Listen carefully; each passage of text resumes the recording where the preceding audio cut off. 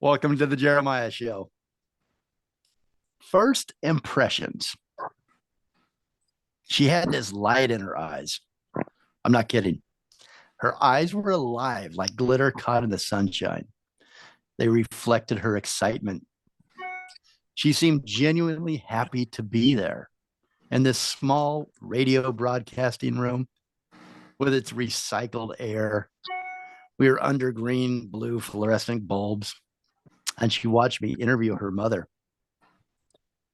Again, the energy radiated off of her. Her energy gave me confidence and a feeling that the interview I was about to do with her mother would go well. I could feel that she wanted me to do well. I also noticed that she had a big, warm, childlike smile. It was genuine, it was authentic. Other first impressions, she couldn't sit still. When she did sit, she sat on her feet, tucked away beneath her. Whenever I asked her mother a question that she approved of, she would wiggle more and she would smile at me, nodding. Her body language said, "Good one, I approve." And from time to time, I tried to bring her into our conversation by turning on her mic, by coaxing her in. Move closer to the mic. And she quickly backed away from the mic like it had just stung her. No, no, she would say with her hands, her eyes wide. So, in fact, I've scheduled this interview 3 times in the past with my guest today. I never gave up, though, because in this age of sharing everything, I admire her lack of interest in shameless self promotion. Who am I talking about? I'm talking about my first impressions of Lucy Kells Fleetwood. So, on this particular day, again, I was interviewing her famous mother. Her mother is author Jenny Boyd. Jenny had been the it girl of London's fashion and music scene. She had married Mick Fleetwood, not once, as she said, but twice. Her sister married George Harrison. She hung out with Eric Clapton, Mick Jagger, and the Beatles. She was a muse to Donovan for his hit song about her, and it was called Juniper. And Lucy also has a famous rock star drumming father, Mick Fleetwood, one of the greatest drummers of all time and the founder of Fleetwood Mac. So Lucy had been born into a family where finding your own place in the world as an individual must have been challenging and confusing. But despite all of that, she was more down to earth than almost any celebrity kid I have ever known. With her hardly saying a word to me on our first meeting, one word sums up my first impression of Lucy Fleetwood: intriguing. We all learn from each other, and I feel like there is something that we can learn from Lucy that I have learned from Lucy on our past conversations. So why don't you join me? Come with me and let's see what we discover. Welcome, Lucy. Did I embarrass you? Is she still there? It was amazing. It was such a great when we met that time, and you were in the studio. I didn't really fully register who you were on the introduction. I don't think I heard. And then as we were going along, like halfway through your mom's interview, I realized, who you were, and but you're just so unassuming and so polite and fun to talk to. So genuine. Like I said, I could gush all day about our new friendship. So it's really good to be here. I also wanted to welcome, because I didn't know she'd be here, but she's actually going to run out soon here. Carrie Claspy. Carrie, did you just honk the horn? Malibu Fig Ring. The universe did. I thought you were so excited that you were here. You honked the horn. Yeah. So, are you? Give me your correct title, like at the farm. How would I describe you've worked up there and been part of the farm forever, right? The Malibu Fig Ranch. Yes, but I've been working on the farm and helping to distribute the produce from the farm for about 15, maybe 18 years. To various And restaurants around town, right? And in LA yeah, and Vegas. And yeah. it's incredible. Well, my brand is called the Intuitive Forager, which I came to when I realized a farmer would say to me, this is a good example. A farmer would say to me, I have all of this rose scented geranium. Can't you try to sell it someplace? And I'd be like, okay, I'll take it. And then I'm up in San Francisco and Michael Mina says, do you ever get any rose scented geranium?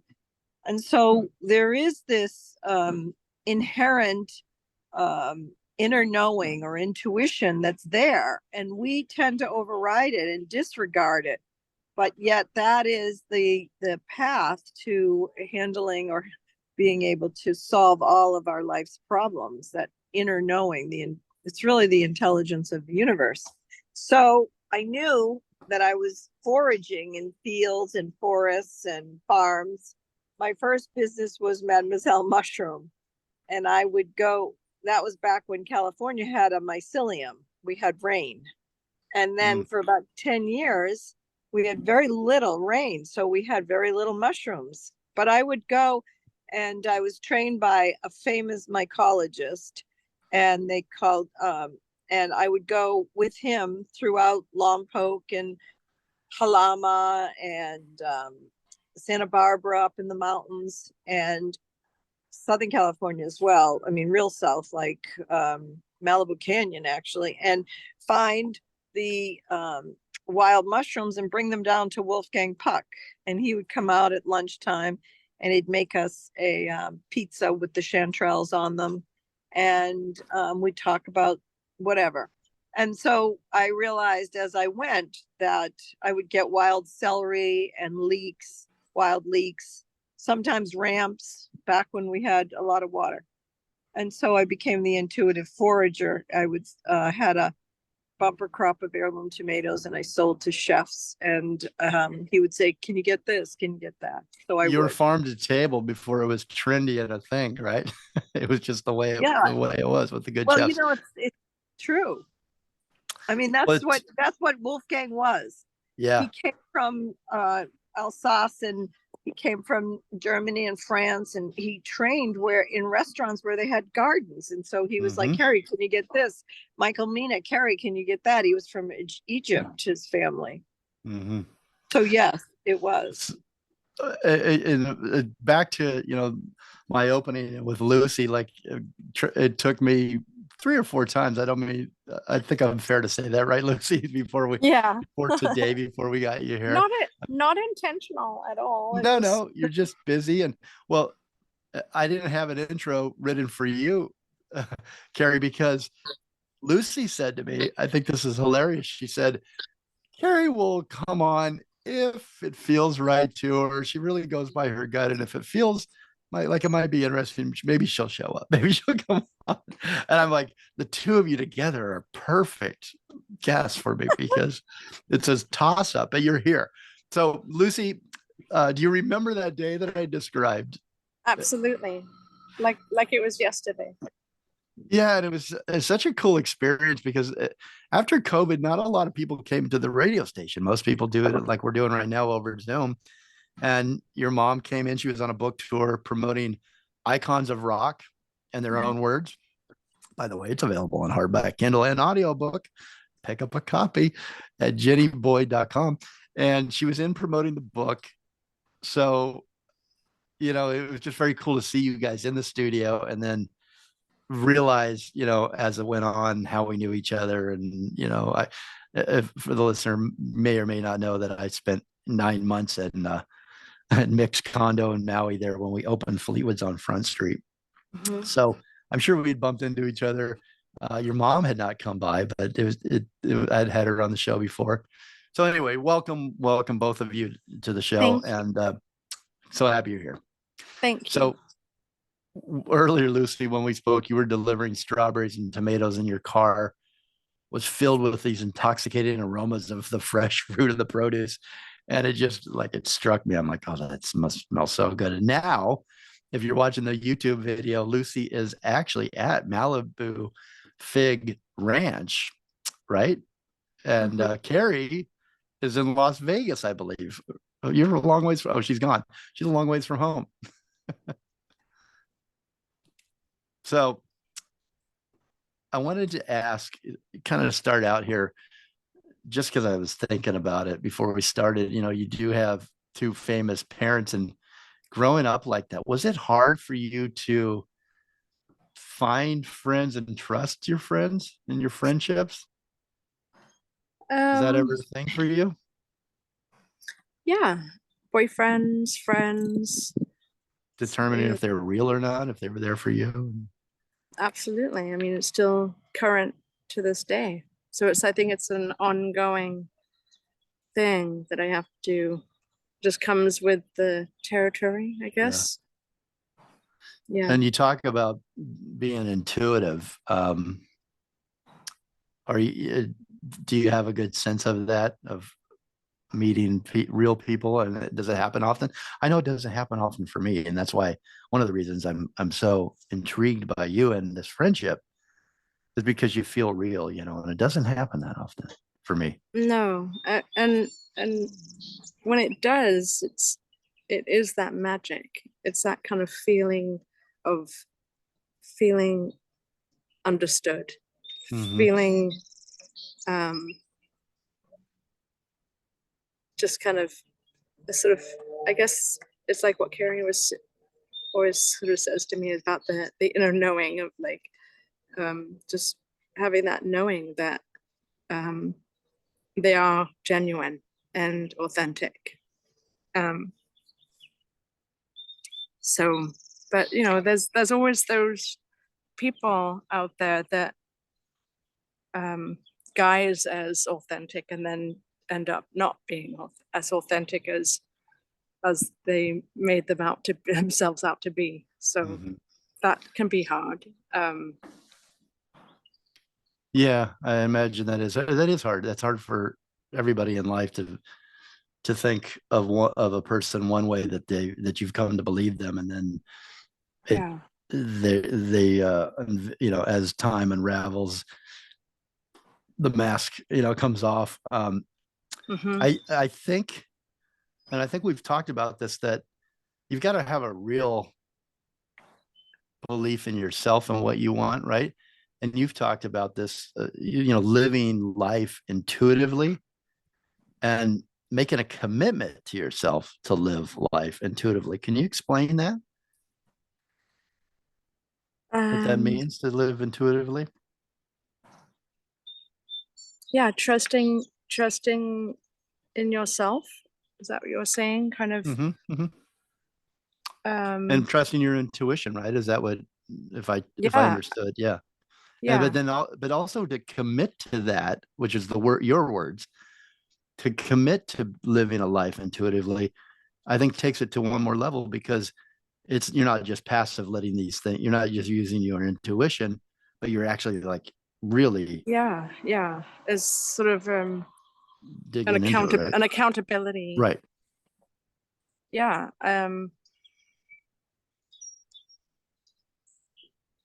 How are you able to do that? Are there some disciplines that you follow daily?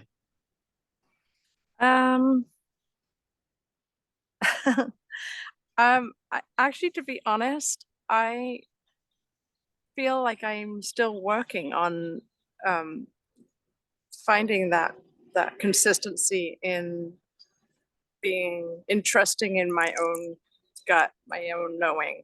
I do battle with um, you know, distractibility and, probably at times a little depression,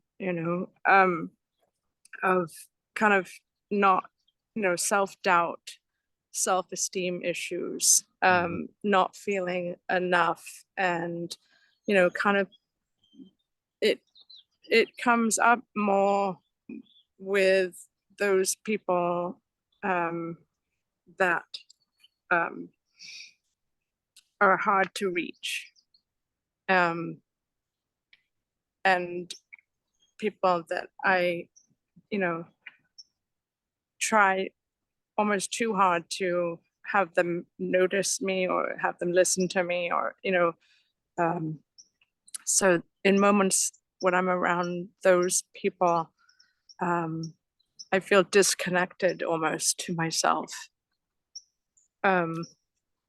So I think that can get kind of me down a little bit. Because you want to connect so much, but sometimes you're like on different levels and you can't break through that. Is that? Yeah. And sometimes that can cause depression for sure.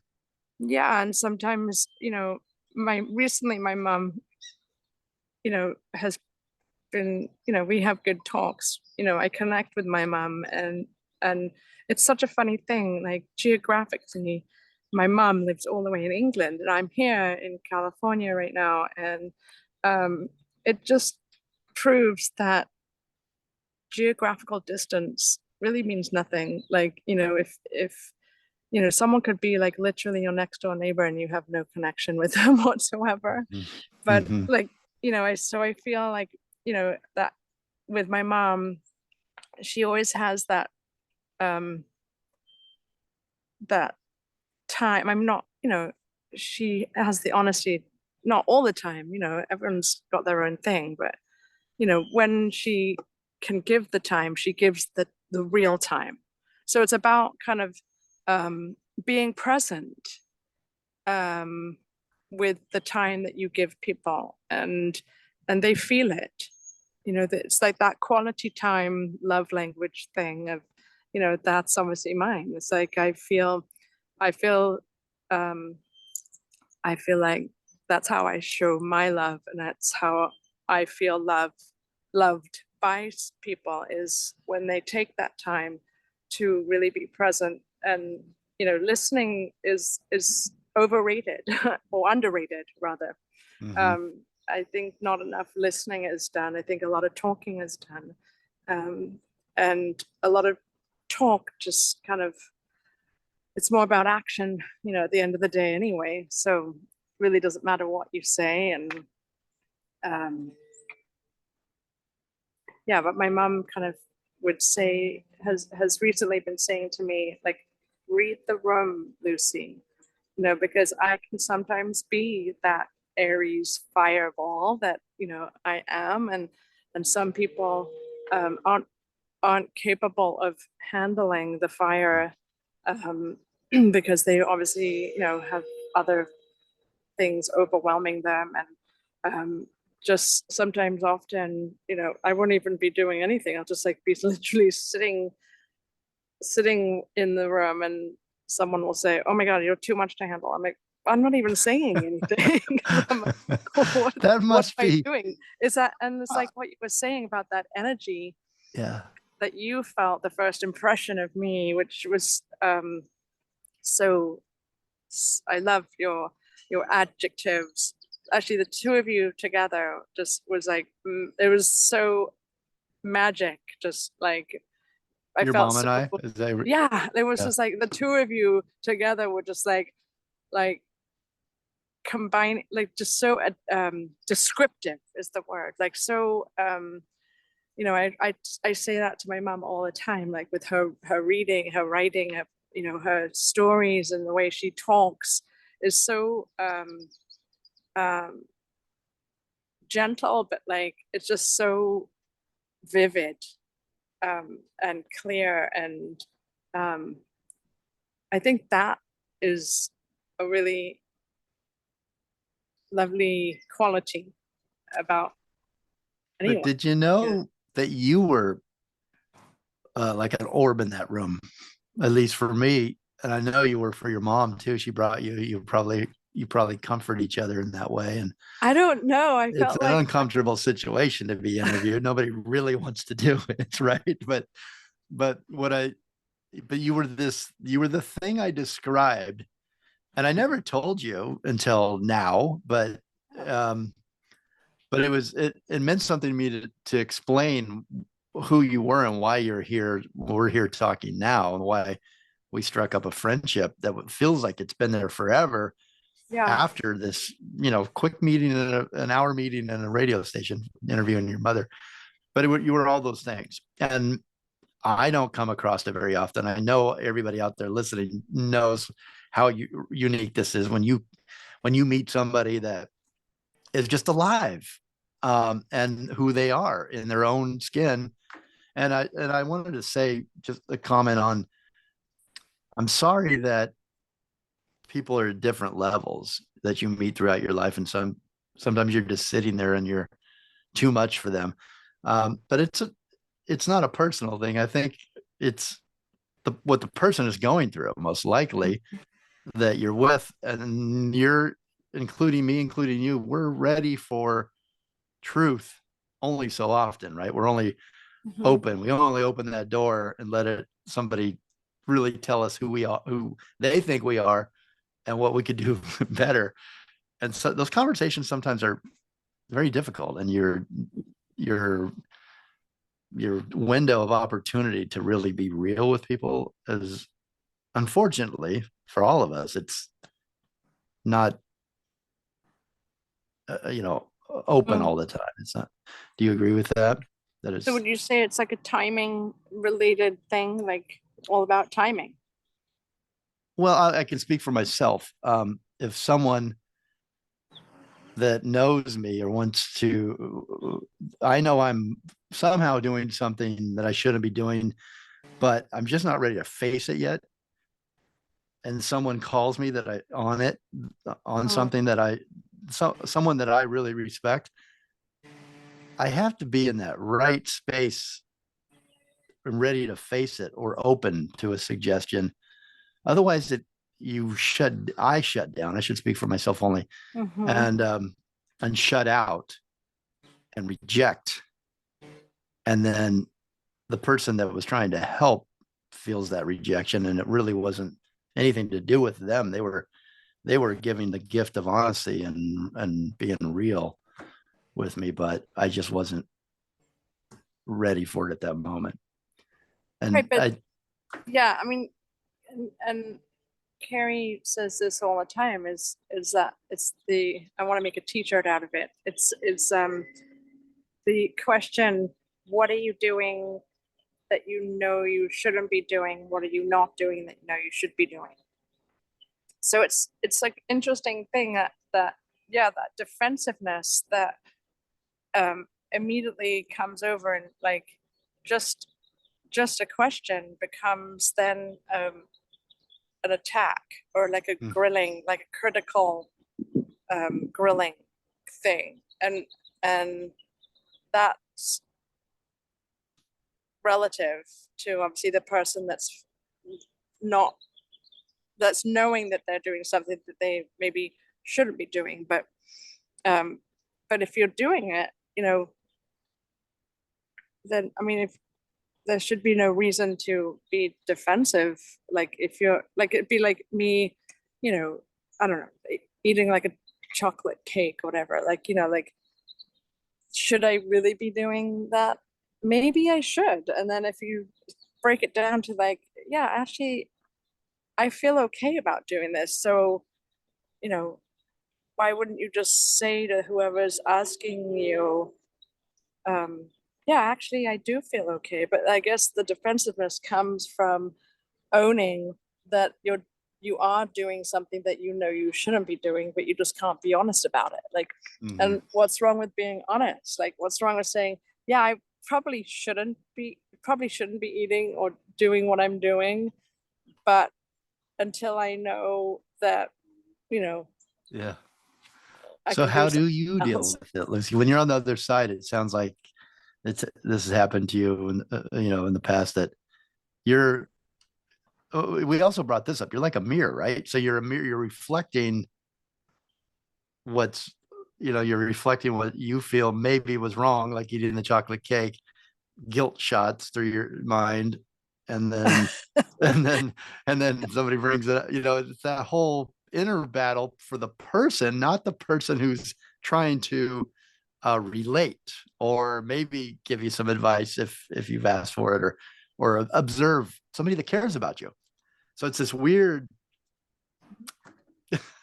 I guess it's a mirror, I guess really, the right? thing of I guess it's reading the room and knowing if that person is even open for someone to ask them whatever personal, thing that they're doing. But I guess also it's just about being clear with how I say what I'm saying to someone. Like, if it's done, and it's like a tone of voice thing. If it's done in a way where it's not in a kind of tone where someone's going to feel bad about themselves, like, then probably more. It's like when you're on the phone with some, like a cell phone company, like a telemarketer or whatever, and you're trying to get to the bottom of like your transaction or whatever, and if you come off like really impatient and angry and like treat like looking down on that person who's just doing their job, they're probably less likely to want to help you out, rather than if you came in like understanding the situation and being grateful for the time that they're giving. Like everyone likes to feel appreciated, and everyone, I think, even telemarketers. I think so. I think that's why they do their job, right? Yeah. They're looking for Wrong that business, inner appreciation. If they're looking for appreciation from me, they're looking to the wrong guy. Well, can I go back to something you said at the beginning? And if it's too much, tell me to bug off. But you said something that you struggle with, and I related to it. That's why I remembered it. But you struggle with sometimes, not all the time,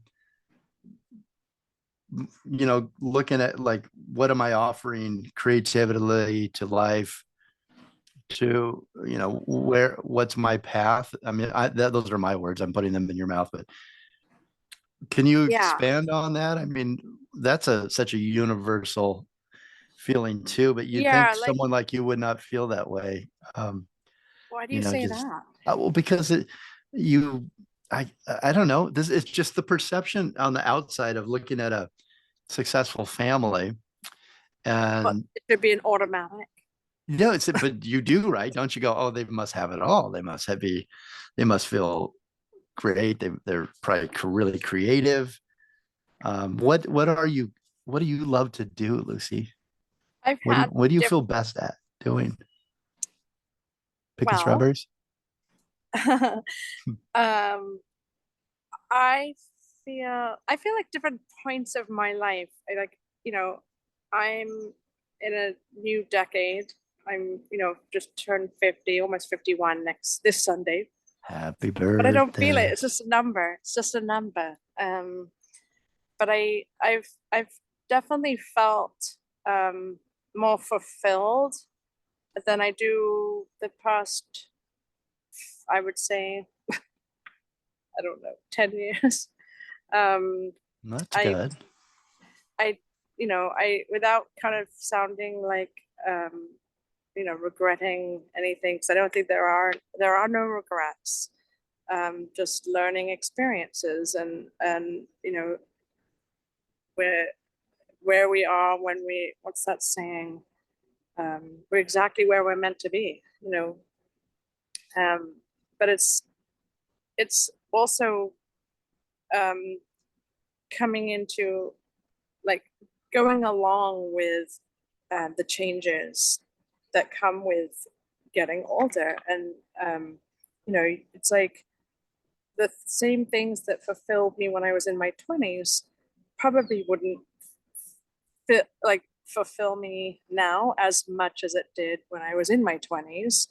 But when I was in my 20s, it's kind of like a first impression, similar vibe. Is like, I used to be a makeup artist for music videos, and very creative, and I am artistic, not to be confused with autistic, but sometimes I feel autistic. But anyway, I loved being on a team of the job, and like being a part of something bigger, you know. And I think that's